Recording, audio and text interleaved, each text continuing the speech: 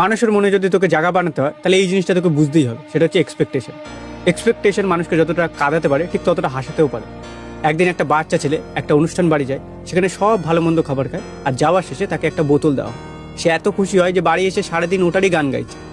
তার কাকাবাবু তাকে জিজ্ঞেস করে বলে, তুই ওখানে এত ভালো ভালো খাবার খেলি, তোর কিচ্ছু মনে নেই, কিন্তু বোতলটার কথা তোর ঠিক মনে আছে, কারণ সেটা ছিল সেই বাচ্চাটার কাছে একটা আনএক্সপেক্টেড মোমেন্ট। ঠিক সেভাবে ফেব্রুয়ারিতে সবাই সবার প্রিয় মানুষকে গোলাপ দেবে, এখন সেটা একটা এক্সপেকটেশন, ওটা নর্মাল ব্যাপার।